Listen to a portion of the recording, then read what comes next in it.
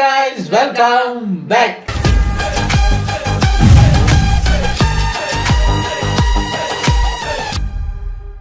இன்னைக்கு நம்ம empty hand சேனல்ல இருந்து வந்திருக்கிற ஒரு புது வீடியோக்கு தான் ரியாக்ட் பண்ண போறோம். Yes, one more time. Raja Saab ஒரு சில சேனல்ல வர்ற ரோஸ்ட்டை வந்து நம்ம அதான் பண்ணிட்டோம்ல அப்படின்னு விட முடியாது. அதுல வந்து நம்ம இப்போ சினிமா டிக்கெட், மொண்டி, நம்ம எம்டி ஹேண்ட் இந்த மாதிரி ஒரு சில சேனல்ல வர்ற இது வந்து நம்ம ஆல்ரெடி பண்ணிட்டோம்னாலுமே ஆல்ரெடி எத்தனை வாட்டிங்க ரோஸ்ட் பண்ணதுனாலும் இதை இந்த சேனலில் வர்றதெல்லாம் வந்து இக்னோர் பண்ண முடியாது. ஸோ எம்டி ஹேண்ட் சேனல்ல இருந்து ராஜா சாப் மூவி ரோஸ்ட், பேய் படம், காஜி படம் அப்படின்னு போட்டிருக்காரு. என்ன ஏதுங்கிறத உள்ள போய் பார்த்துடலாம். இவரோட ஸ்டைலில் எப்படி ரோஸ்ட் பண்றாரு அப்படிங்கிறதையும் பார்க்கலாம். இது ஒரு 24 மினிட்ஸ் வீடியோங்கிறதுனால டக்குன்னு பார்த்துட்டு ரெடி. வணக்கம். நம்ம இந்த வீடியோவில் என்ன பார்க்க போறோம்னா, நீங்க எல்லாரும் கமெண்ட்ஸ்ல கேட்ட ராஜா சாப் படத்தோட ரோஸ்ட் தான். நீ இவ்வளவு கெஞ்சி கேட்டதுக்கு அப்புறம் நான் கெஞ்சியே கேட்கலையே, இனி கேட்பேன்னு சொல்ல வந்து கமெண்ட்ஸ்ல கேட்டீங்களே, கேட்டீங்க ஒரு சில பேர் கேட்டீங்க. ஆனா இந்த படத்தை நான் ரோஸ்ட் பண்றதுக்கு ஒரு முக்கியமான காரணம் ஒன்று இருக்கு, ஒரு சீன் ஒன்று இருக்கு. அந்த ஒரு சீன் தான் இந்த படத்தை கண்டிப்பா நம்ம ரோஸ்ட் பண்ணியே ஆகணும்டா அப்படின்னு எனக்கு தோண வச்சுது. அது என்னங்கிறத பார்க்கலாம். பிரபாஸ் வந்துட்டு ஏன் இந்த படத்துல நடிச்சாருன்னே தெரியல. ஒரு தடவை தான் மிஸ்டேக் போடும். செஞ்ச மிஸ்டேக்கு மறுபடியும் செய்யக்கூடாது. செஞ்ச மிஸ்டேக் மறுபடியும் செய்ய வந்து தான் முட்டாள். இதுக்கு முன்னாடி அவர் நடிச்ச படங்கள் குப்பையா இருந்தாலும் அது மக்கிடும். ஆனா இது மக்காத குப்பை. இது மக்க 300 வருடங்களா. படத்தோட ஸ்டார்டிங்லயே ஹீரோயினை காமிக்கிறாங்க.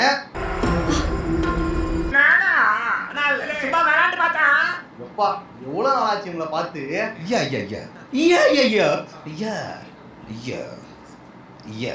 ஆனா இந்த ஒரு சீன் மட்டும் தான் அவங்க வருவாங்க.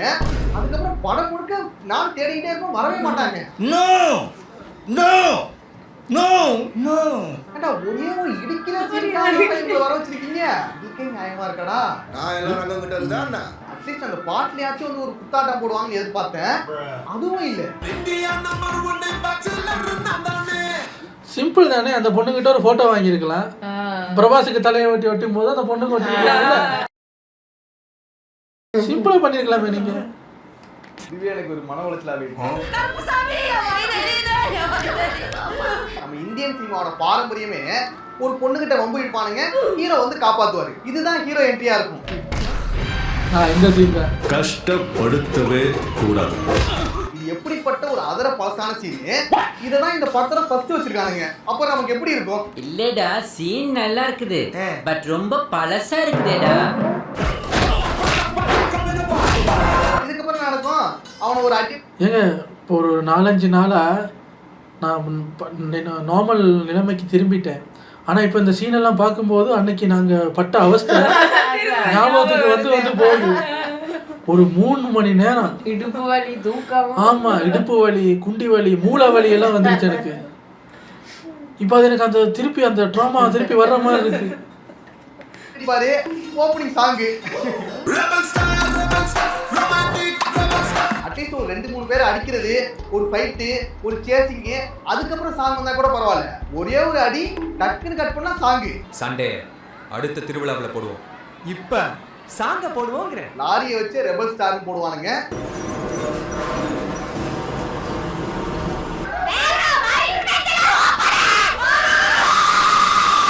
படத்துல ஸ்டோரி என்னன்னா, பிரபாஸுக்கு ஒரு பாட்டி இருக்காங்க. அந்த பாட்டி பியூட்டியா இருக்கும் போது அவங்களோட நகைகள், சொத்துக்கள் இதெல்லாத்தையும் சமுத்திரக்கனி சூட்டிட்டு போயிடுவாரு. அந்த சமுத்திரக்கனியை விரட்டிக்கிட்டு இவரோட தாத்தா வந்து போயிடுவாரு. பாட்டிக்கு லெட்டர் எழுதி வச்சுட்டு கிளம்பிட்டார். பல வருடங்கள் ஆகியும் நகையும் வரல, சமுத்திரக்கனியும் வரல, தாத்தாவும் வரல. அப்படியே போனவரு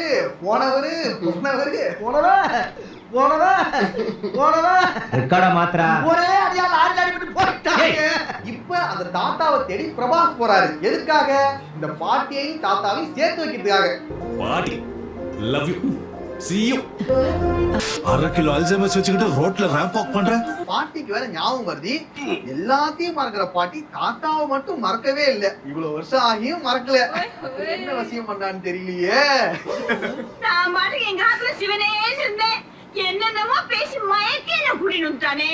ஆனா இந்த பாட்டிக்கு இந்த ஞாபகம் வருது. எனக்கு இருந்தா சந்தோஷமா இருந்திருப்பேன்டா. இந்த படம் பார்த்ததையே மறந்துருப்பேன். Erase me of your memory. தாத்தா வந்துட்டு ஹைதராபாத்ல தான் ஆஞ்சிட்டு இருக்காரு, ஒரு போட்டோல பாத்துறாரு. போட்டோல இருக்க தாத்தா மாதிரி இருக்காரு. இப்ப தாத்தாவை தேடி 5 லட்சம் கடன் வாங்கிட்டு ஹைதராபாத் போறாரு ஹீரோ. ஒரு சின்ன நகைச்சுவையான கற்பனை. இந்த கதையை கொண்டு போய் டைரக்டர் மாருதி ஃபர்ஸ்ட்டு தெலுங்குல பெரிய ஸ்டார் யாருன்னு பார்க்கும்போது பாலையா கிட்ட இந்த கதையை சொல்லியிருக்காரு. பாலையாவும் பொறுமையாக அந்த கதையை கேட்டிருக்காரு. கேட்டு முடிச்சுட்டு கேட்டிருக்காரு, 3 ஹீரோயின் எல்லாம் ஓகே தான், இப்போ யார் சார் எனக்கு தாத்தாவை நடிக்கிறது யார் சார்? சார் நான் இவ்வளோ நேரம் சொன்ன கதையில் தாத்தாவே நீங்கள் தான் சார் சொன்னது. அவர் அடித்து வரைச்சி விட்டுருக்காரு. யாருக்கிட்ட வந்து என்ன பேசிக்கிட்டு இருக்கேன்? நான் தாத்தாவை நடிக்கிறதுக்கு இன்னும் 100 வருஷம் இருக்கு. இப்போதான் நான் காலேஜ் சப்ஜெக்டா செலக்ட் பண்ணி என்ன தாத்தா ரோலுக்கு கேட்குறேன் பட வெளியா அப்படின்னு இவர் வரமாட்டேன்னு சொன்னதுக்கு அப்புறம் தான் பிரபாஸ் உள்ள வந்திருக்காரு. இப்போ உண்மையான ஹீரோயின் என்ட்ரி. இந்த ஹீரோயின் என்ட்ரிங்கிறத 4-5 டைம் சொல்லுவேன் நினைக்கிறேன். தாத்தாவை தேடி போனவரு ஒரு பொண்ணை பார்த்ததும் அது படி போக ஆரம்பிச்சிட்டாரு. தேடி தாத்தாவை தேடிதானா வந்த, அப்படியே விட்டுட்டு போறியே, அது உங்க தாத்தாடா.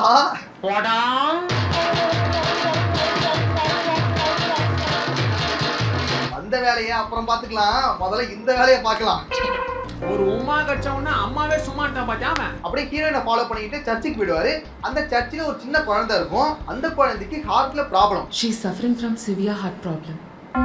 அதுக்காக தான் கடனா வாங்கிட்டு வந்து 5 லட்சத்துல இருந்து 3 லட்சத்தை எடுத்து கொடுத்துருவாரு. இந்த 3 லட்சம் பாப்பா ஆபரேஷனுக்கு போதும் சார். மகாபிரபு இவ்வளவு நாள் எங்க இருந்தீங்க?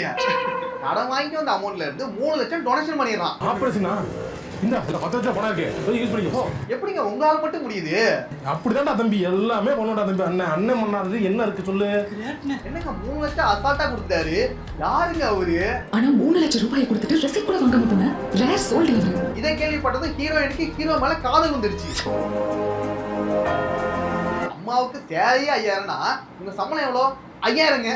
ஐயா ஐயையோ என் மனசுக்குள்ள தீய வச்சா ஐயையோ அவ்வளவுதான் வாங்கிட்டா. ஐயையோ அந்த மாதிரிதான். பெசி, நீ நன்னாக போறவ. பாசிட்டிவ் அண்டி நீ. ஏடி நீ தான் நன்னாக போறியடி, அப்புறம் என்னடி லவ்? நன்னாவது மண்ணாவது. யாரும் இல்லாததால நன்னாகணும்னு நினைச்சேன். எனக்கு நன்னு வேணாம், ஒண்ணு வேணாம். நான் லவ் தான் பண்ண போறேன். நான் லவ் பண்ணிட்டு கல்யாணம் பண்ணிட்டு ஜாலியா இருக்க போறேன். வந்திருக்காது என் சோல்மேட்னு ரொம்ப ஸ்ட்ராங்கா சொல்லிட்டாரு. தேவதூதன்டா. நீங்க பண்றதெல்லாம் பார்க்கும்போது கர்த்தருக்கே கடுப்பாயிட்டு. சிரிச்சைனே இருப்ப சப்பு நிறைஞ்சிரும். அதான் லவ்னா ஒர்க் அவுட் ஆயிட்டல. இப்போ ஒரு டுயட் சாங். இந்த கர்மம் எல்லாம் முடிஞ்ச பிறகு இப்ப போலீஸ்க்கு 5 லட்சம் பணம் கொடுக்கணும். அதுக்கு பணம் இல்ல, ஏன்னா டொனேஷன் கொடுத்துட்டாருல. 3 லட்சத்தை எடுத்துக்கிட்டு 2 பேரும் ஸ்டேஷனுக்கு வரணும். அப்பதான் ஹீரோயின் என்ட்ரி. மாளவிகா மோகனன் வராங்க. 1 கோடி எடுத்துட்டு வராங்க. 1 கோடி அப்பு, 1 கோடி.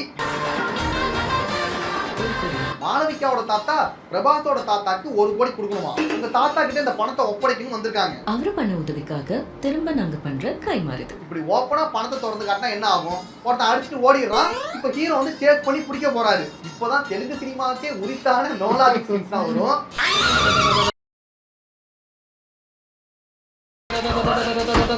நோ லாஜிக் சீன்ஸ் கேள்விப்பட்டிருக்கேன்.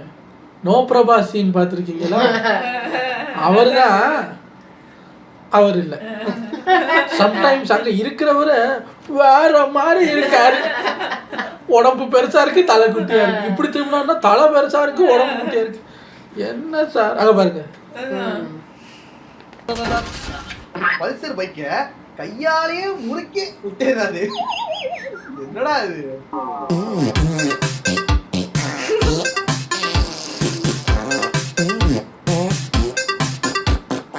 என்னன்னு தெரியல, இந்த தெலுங்கு படங்கள் நிறைய பார்த்து இதெல்லாம் ரொம்ப நார்மலா இருக்கு.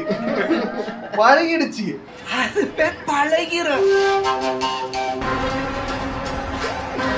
இப்பதான் குருவி சீன் வருது. அவனை பிடிக்க போனோம்டா, மாடியில இருந்து தம்பிட்டாடா. நான் ஒரு கிறுக்கு குத்திரா. இப்போ ஒரு கம்பாரிசன், குருவியா இல்ல ராஜா சாபா, எதுடா தூரம் அதிகம் பார்க்கலாம்.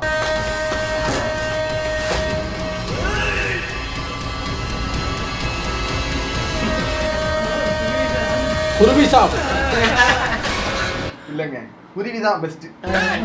எத்தனை நான் சொல்றேன், காதுல கேட்கலையா? என்னதான் இருந்தாலும் நீங்க குருவியை பீட் பண்ண முடியாதுடா. ராஜா சாப் வந்துட்டு இதை விட கம்பேர் பண்ணும்போது கம்மி தான். உங்களை கம்பேர் பண்ணும்போது அங்க கொஞ்சம் கம்மி தாங்க. இதுக்குள்ள தலை வெட்ட மாட்டாரு. லவ் பண்ணிட்டு இருக்கா. இங்க பார்த்தா மாளவிகா கூடயே ஒரு ட்ராக் ஓடிட்டு இருக்கு. நீ தப்பானவன். இல்ல நீ தப்பானவன் தான். உதடு வழியா வந்தா அவ வந்து கட்டி முடிச்சா இவன் நிலைக்கு விட வேண்டியதானே. ஆல்ரெடி ஓடிட்டு இருக்காங்க, வேணாங்க, இதெல்லாம் நமக்குள்ள செட் ஆகாதுங்க அப்படின்னு சொல்லாமல. அதை விட்டுட்டு கடிச்சுனா வச்சிருவாரு. அதுக்கு ஒரு சீன் இருக்கு, அதை காமிக்கிறேன்.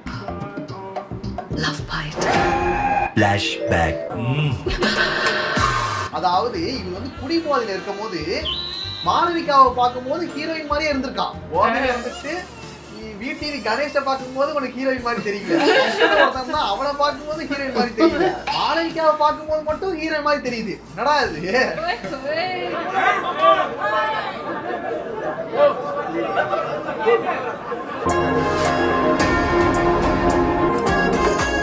என்னால தூக்குதா பண்றது எல்லாத்தையும் பண்ணிட்டு காலையில ஒண்ணு சொல்லுவாரு பாருங்க. ஏதோ குடிச்ச வரையில கடிச்சு வச்சிருப்பேன், ப்ளீஸ் மன்னிச்சிரு. அது குடிச்ச வரையில கடிச்சு வச்சிட்டியா? இவர் ஹீரோ புதுசா இருக்கு. அவ்வளவு வெறி மாப்பிளைங்க. இப்பதான் எனக்கு டவுட்டே வந்துச்சு, இது பேய் படமா இல்ல காஜி படமாடா? என்ன பேய் படம் சொல்லிட்டு பேயே காமிக்கல, காஜியா தான் போய் பாருங்க. அங்க ஊர்ல இருந்து 5 லட்சம் ரூபாய் கடன் கொடுத்த பொண்ணை வந்து லவ் பண்ணலான்னு நினைச்சிருந்திருக்காரு. இவன் 1 கோடி ரூபாயை காட்டினோட கடிச்சு வச்சிட்டாரு.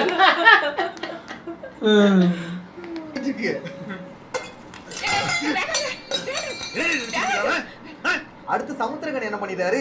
இவனுங்க தாத்தாவையும் கண்டுபிடிக்க மாட்டானுங்க, நகையும் கண்டுபிடிக்க மாட்டானுங்க, எண்ணெயும் கண்டுபிடிக்க மாட்டானுங்க. பேசாம நாமளே இவங்கிட்ட போய் மாட்டிக்கலாம். இவர் மாட்டிப்பாரு. தம்பி, அந்த பஞ்சகார பெட்டிக்கும் எனக்கு எந்த சம்மதமும் இல்ல. இங்கதான் ஒரு ட்விஸ்ட். சமுத்திரகனியோட பேத்தி தான் மாளவிகா. என் தாத்தாவை பத்தி என்ன விட உனக்கு அதிகமா தெரியுமா? ஏன்டா திருட்டு பயலே, நகையை எங்கடா வச்சிருக்க அப்படின்னு பிரபாஸ் வந்துட்டு சமுத்திரகனிக்கிட்ட கேட்பாரு. என்ன நான் திருடனா? டேய் உங்க தாத்தா தான்டா பெரிய திருடன். சரி, உங்க தாத்தா தான் பெரிய திருடன். அந்த பஞ்சகார பெட்டி என்கிட்ட இல்லை, உங்க தாத்தா கிட்ட தான் இருக்கு. நான் அதை களவெடுத்துட்டு போகல. உங்க தாத்தா தான் பெரிய திருடன். எங்க பாட்டி கிட்ட வேலை செஞ்சவங்க கிட்ட எப்படி 1 கோடி ரூபா வந்துச்சு? அப்ப எங்க பாட்டி கேஸ் தானே குடு அப்படின்னு அதை வாங்கியிருக்கணும். இவர் எப்படி பணக்காரனான? 1 கோடி ரூபாய் சும்மா தூக்கி கொடுக்குற அளவுக்கு எவ்வளவு பணக்காரனா இருக்காரு இவரு. அந்த கதை வரல. அது வரல. 1 கோடி 1 கோடியே இவர்கிட்ட தாத்தாட்ட தான் கொடுக்கணும்னு சொல்லி இவர்கிட்ட சொன்னா, தாத்தாவை இவர் எங்கேயாவது மறைச்சி வச்சிருந்தா அந்த 1 கோடியை கொடுக்கும்போது இவர் தாத்தாவை பிடிக்கணுமா சமுத்திரகனி? அப்படி நம்மளாம் நினைச்சுக்கலாம். என்ன கோர்ட் விட்டு அவன் போயிட்டான்டா. நான் சொல்றேன், இப்பதான் பிளாஷ்பேக். நீங்க நினைச்சிட்டு இருக்கிற மாதிரி உங்க பாட்டி, நீங்க நினைச்சிட்டு இருக்க மாதிரி உங்க பாட்டி சாதா பாட்டி கிடையாது, பொண்டாட்டி, அந்த காலத்து பியூட்டி அப்படின்னு பாட்டிக்கு பில்டப் பண்றாரு. நகர சமஸ்தான வாரிசு. இது வரைக்கும் நார்மல் படமா இருந்தது, இப்பதான் அருந்ததியா மாறுது. அங்க ஜக்கம்மா, இங்க கங்கம்மா.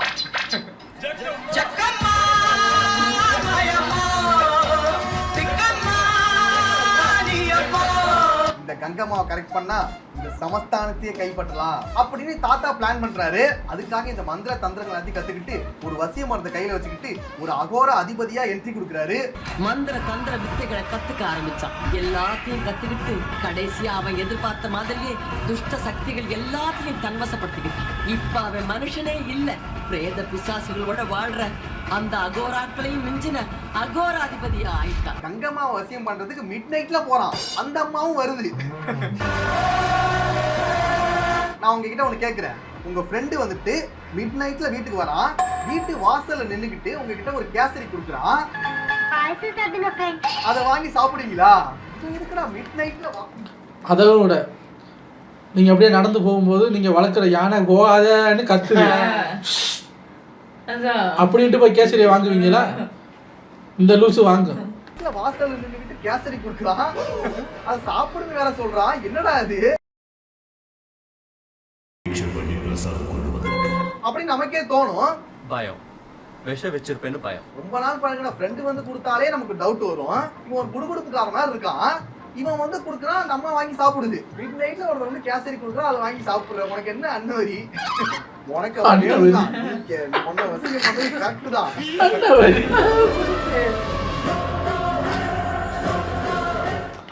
நீ யோசிக்க வேணாமா அன்னவரி கங்கம்மா? நம்ம அங்க கதவுல பாதுகாவலர்கள் நிறைய பேர் இருப்பாங்களே, இவன் டைரக்டா வந்து நம்மளை கூப்பிடுற அளவுக்கு பாதுகாவலர்கள்லாம் எங்க போனாங்கன்னு யோசிக்க மாட்டியா? லட்டை பார்த்தாலே ஓடிட்டேன். அவ்வளவு பெரிய அரண்மனையில திம்புட்டு காட்டு லட்டு இல்லையா? என்ன உனக்கு அன்னவரி தான் தெரியாது. ஆனா ஜம்ப் பண்ணி தடுத்து நிறுத்தும். அப்பவும் இது போய் வாங்கி சாப்பிடுது. நைட்ல கேசரி கொடுத்து கரெக்ட் பண்றான். இப்போ பாட்டியும் கரெக்ட் பண்ணிட்டான், அந்த மொத்த சமஸ்தானத்தையும் கரெக்ட் பண்ணிட்டான். ஒரு வருஷத்துக்குள்ள கோட்டை கஜானாவை காலி பண்ணிட்டு இதுல வேற திருடிக்கு போன சமுத்திரக்கனி தான், நான் அவனை தேடி போறேன்னு சொல்லிட்டு எஸ்கேப் ஆயிட்டான். என்ன திருடனாக்கி அவன் தப்பிச்சு போயிட்டான். இப்போதான் ஒரு டவுட், கங்கம்மாவை கரெக்ட் பண்ணிட்டான். இந்த சமஸ்தானமும் அவன் கண்ட்ரோல தான் இருக்கு. அந்த நகையா சொத்து எல்லாமே இவங்கிட்ட தான் இருக்கு. ஜாலியா அனுபவிக்கலாம். இருங்க, நான் படம் பார்த்தது மறந்துட்டேன். நான் கேட்குற சந்தேகம் படத்திலே பதில் சொல்லிட்டாங்களான்னு எனக்கு சொல்லுங்க. நகைய பஞ்சாரப்பட்டியையும் கஜானாவையும் காலி பண்ணிட்டு ஓடுனது ஹீரோ, அந்த தாத்தா. ஆனா என்ன சொல்லிட்டு வந்தாரு? சமுத்திரக்கனியை துரத்தி பிடிக்க போறேன். நீங்க ஏன் ஓடுனீங்க? தாத்தா துரத்துறதுக்கு சமுத்திரக்கனியை எதுக்கு ஓடணும்? அப்ப நீங்க அந்த ஒரு கோடியை தூக்கிட்டு ஓடி இருக்கீங்க. அப்ப அங்க போய் அவர் சொல்லி இருந்திருக்கலாம் தானே, இந்த மாதிரி தான் நடந்ததுன்னு அவங்கள்ட்ட. அப்ப இவரும் ஏதோ அதுல சம்பந்தப்பட்டிருக்காரு. அப்புறம் எதுக்குடா எல்லாத்தையும் திருடிட்டு போன? இந்த கேள்வி இப்ப முக்கியம் இல்ல. புரியல, படம் பார்த்த எங்களுக்கே புரியல. அப்புறம் இந்த பிளாஷ்பேக் எல்லாம் முடிஞ்ச பிறகு நான் தாத்தாவை தேடி போறேன்டா. அந்த சாவுகிராக்கு எங்க இருந்தாலும் கொண்டு வந்து பாட்டி கால விழ வச்சு, தாத்தாவை நான் விட மாட்டேன்டா. தாத்தா தாத்தா, எங்க பாட்டி உழைப்பெல்லாம் திருடிட்டியாடா தாத்தா. உழைப்பெல்லாம் வீணா போச்சே. அவன் கொடுத்த கஷ்டத்தை அவனுக்கே கொடுத்து அனுபவிக்க வைக்கிறேன். என் பாட்டி பியூட்டியா இருக்கும்போது லூட்டி பண்ணிட்டு போன அந்த தாத்தா விட மாட்டேன்டா. என்கிட்ட ஒரு சின்ன இன்ஃபர்மேஷன் இருக்கு. எப்படியோ தாத்தாவோட அரண்மனை கண்டுபிடிச்சு உள்ள போயிடுறாங்க. இதுக்கப்புறம் அரண்மனை படம் ஸ்டார்ட் ஆயிடும். இப்போதான் அந்த தாத்தாவை பாக்குறாங்க. அழகு பொறாமப்படுற அளவுக்கு பேரு அழகு ஒண்ணும் இல்ல, நார்மலா தான் இருக்கிறா. என்னோட கொஞ்சம் அழகு கம்மி தான். இதை பார்த்தாட மாயங்க பையன். அந்த அரண்மனைக்குள்ள ஒரு ரூம் இருக்கு. அந்த ரூம்குள்ள போனா அவன் திருடிட்டு வந்த நகை, பணம் ஏகப்பட்டது எல்லாமே இருக்கு. அந்த நகை மட்டும் இல்ல, இவன் எக்ஸ்ட்ராவா ஊருக்குள்ள நிறைய திருடி வச்சிருக்கான் போல. தாத்தாவுக்கு இதான் வேலை.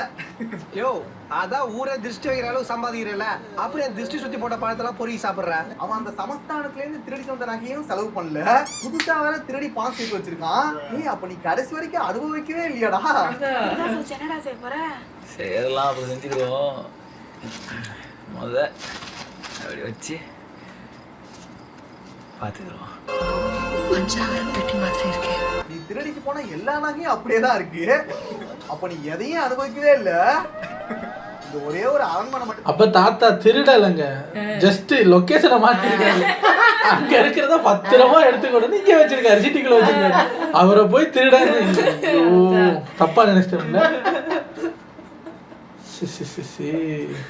தாத்தா ஜஸ்ட் டிரான்ஸ்போர்ட்டர் மட்டும்தான் கட்டிருக்கானே தவிர வேற எதுவுமே பண்ணல.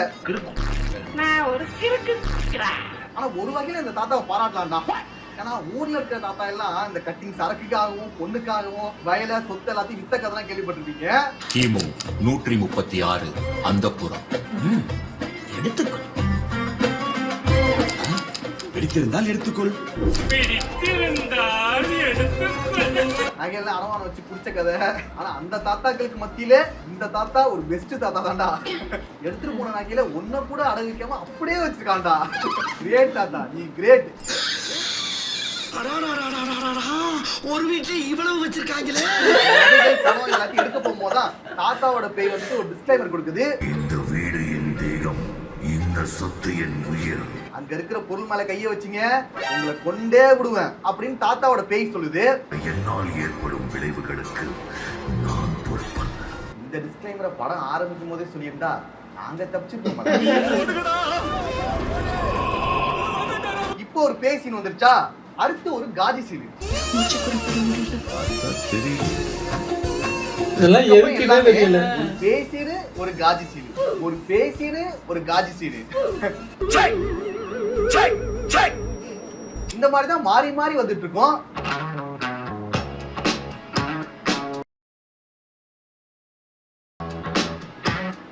ஒரு கட்டத்துக்கு அப்புறம் பேய் சீனை விட காஜி சீன் தான் அதிகமா இருக்கும். பேயை ஓவர்டேக் பண்ணி போயிட்டு இருக்கோம்.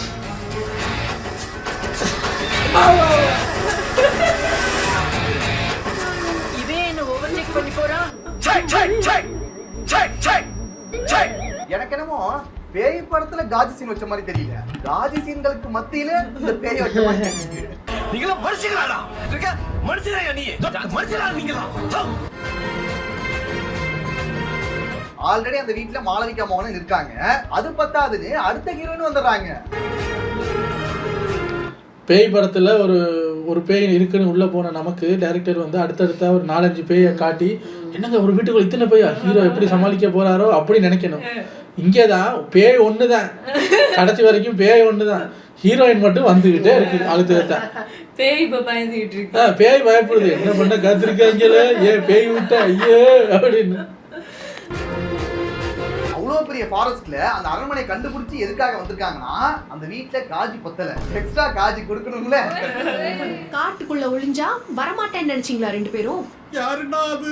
எங்கிருந்தா அந்த அக்கா வந்துச்சு? பிரேம பார்த்தோம்னு வச்சுக்காங்க, அவளவே சதறி போச்சு பதறி போச்சு. அவளவே அந்த பேய் இவனுங்க பொண்ணுடன் சொல்லியிருக்கு, ஆனா அதை பத்தின கவலையே படாம ஜாலியா சுத்திட்டு இருக்கானுங்க. நாங்க இதெல்லாம் பத்தி கவலைப்படாம சந்தோஷமா இருந்தோம். எங்க யூஸ்வலா நீங்க ஃப்ரெண்ட்ஸோட ஒரு பேய் வீட்டுக்குள்ள மாட்டிக்கிட்டீங்க, இருட்டாகுது, தனித்தனியா இருப்பீங்களா கும்பலா இருப்பீங்களா? கும்பலா தான் இருக்கணும். இவங்க டூருக்கு வந்த மாதிரி தனித்தனி பெட்ரூம்ல ட்ரெஸ் எல்லாம் மாத்திட்டு சாப்பிட்டு தூங்குவாங்க பேய் வீட்டுக்குள்ள.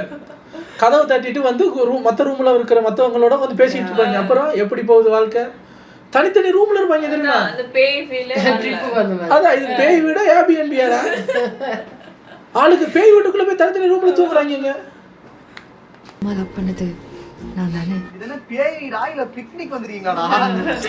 அசிங்கம் பிடிச்சோனே சொல்லாதேன்னு சொல்லுது.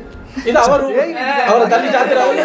இன்னொரு வரும் குழி முதல்ல மேஜிக்கல் பீரோல துணி இருக்கும் மாத்திக்கோ. மேஜிக்கல் பீரோன்னு ஒன்னு இருக்கா, அதுல வந்து இவங்களுக்கு பிடிச்ச ட்ரெஸ் தான் எடுத்துக்கலாமா? அத காட்டல. எடுத்துக்கலாம். மண்டே நான்வெஜ் ஓகேவா? யா ஆம்லெட். மண்டே நான்வெஜ்ஜா? சுடு தண்ணி வருமா? ஜாலியா குளிக்கலாமா? என்னடா இது?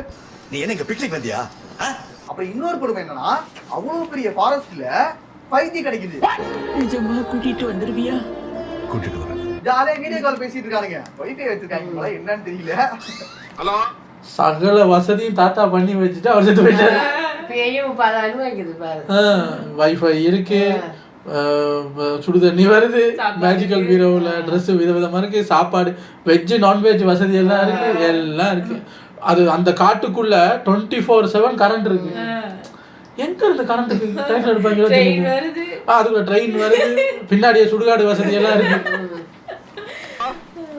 ஹலோ ஹலோ ஹலோ, சரியா கேக்கலடா, ஓவர். இங்கே கரகரனுங்குது, ஓவர். எப்படி டெக்கரேஷன் பாத்தீங்களா? இதெல்லாம் கூட பரவாயில்லடா, ஆனா பேய் வீட்டுக்குள்ளே இருந்துட்டு டூயட் சாங்னா போவீங்க பாருங்க, அதை மட்டும் என்னால மன்னிக்கவே முடியாதுடா. இவனுங்க லவ் பண்ணும்போது ரொமான்ஸ் பண்ணும்போது டூயட் சாங் பாடும்போது அப்பனா தாத்தா வர மாட்டாரு, அதெல்லாம் முடிஞ்ச பிறகு வருவாரு. ஜாலியா இருங்க, உங்களுக்காக தான் இந்த அரண்மனை கட்டி வச்சிருக்கேன். பாரு, மனசு விட்டு பேசு. இது வரைக்கும் நான் பார்த்த பேய் படத்திலேயே பேயை பார்த்து ஒரு சீன்ல கூட பயப்படாத பேய் படம்னா அது இதான்டா. நானும் கிளைமேக்ஸ் வரைக்கும் பார்த்துட்டேன், ஒரு சீன்ல கூட பயப்பட மாதிரியே இருக்காது. ரெண்டுமே பண்ணிதான் பேய் படமா இது. ஆனா கிளைமேக்ஸ்ல ஒரு சீனை பார்த்து மட்டும் பயப்படுற மாதிரி இருக்கும். ஆனா மத்தபடி இந்த படத்துல எந்த சீனுமே பயப்படுற மாதிரி இருக்காது.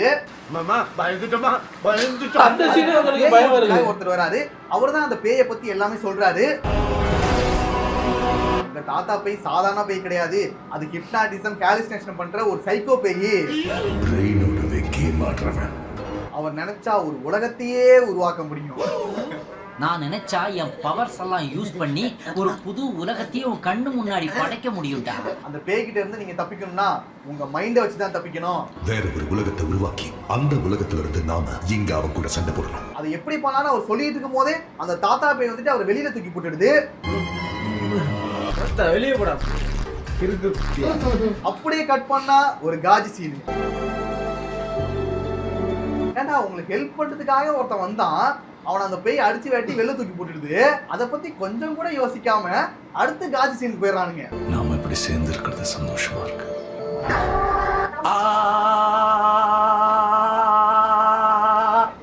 முக்கியமான சீன் சார், அது கண்டிப்பா யாராலும் செய்ய முடியாது. 2 ஹீரோயின் பத்தாதுன்னு அடுத்து 3வது ஹீரோயின் அரண்மனைக்கு வந்துடுறாங்க. வந்து டைட்டானிக்ல இருக்கும். 3 ஹீரோயினை வச்சுக்கிட்டு என்னடா அவ்வளவு பெரிய ஃபாரஸ்ட்டுக்கு நடுவுல இருக்கிற அரண்மனைக்கு இவங்க அப்புறம் வந்தாங்க? இந்த கேள்வி இப்ப முக்கியம் இல்ல. காதல் வளர்ற மாதிரி பிஹேவ் பண்ணல என்கிட்ட. பண்ணிருப்பேன். சரி விடுங்க, அதை பத்தியா நம்ம கேட்டுக்கிட்டு. ஆஹா, அப்படியே கட் பண்ணா ஒரு டூயட் சாங். டூயட் சாங் சொல்லக்கூடாது, இது ஒரு சாங். எப்போதுமே ஒரு படம் பார்க்கும்போது சாங் எல்லாத்தையும் ஓட்டி விட்டுட்டு படத்தை ஃபுல்லா பார்த்துட்டு இருப்பேன். ஆனா இந்த படத்துல தான்டா படத்தை ஓட்டி விட்டுட்டு சாங் ஃபுல்லா பார்த்தேன்.